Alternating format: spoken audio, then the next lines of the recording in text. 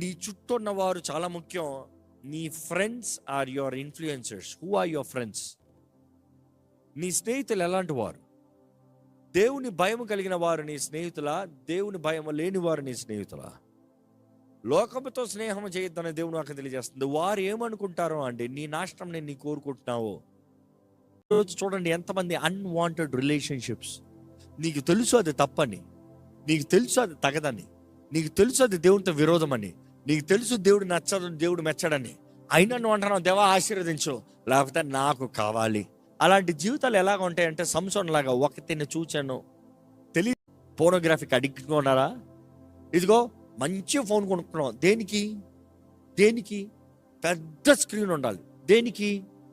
అశ్లీలమైన చూస్తానుగా. తీసేయి, చేతిలో ఫోనే తీసేయి. ఎందుకు?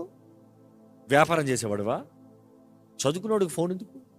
నీకు అంత కావాలంటే బేసిక్ ఫోన్ పెట్టుకో, బ్లాక్ అండ్ వైట్ ఫోన్ పెట్టుకో, పెట్టుకోవచ్చుగా. నాకు కావాలి. శోధనని అనుమతించి శోధించబడి దేవా నన్ను రక్షించడం అంటాం వెర్రితనం అండి. పరిశుద్ధాత్మతో మాట్లాడు, సహవాసం కలిగి ఉండు.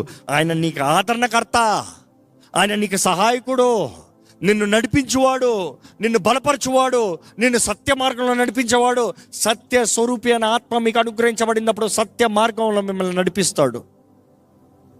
పరిశుద్ధాత్మను కోరు. నీ తండ్రి అయి ఉంటే ఆ ఆత్మని నీకు అనుగ్రహిస్తాడు. నువ్వు అడిగితే నీకు దురాత్మను ఇవ్వడం. అడుగు, నాకు పరిశుద్ధాత్ముడు కావాలి, నాకు పరిశుద్ధాత్మ నింపుదల కావాలి, పరిశుద్ధాత్మ శక్తి కావాలి, పరిశుద్ధాత్మ తోడు కావాలి, పరిశుద్ధాత్మ ద్వారా నేను బ్రతకాలి, నాకు పరిశుద్ధాత్మని అనుగ్రహించు. ఇదిగో మన ముందు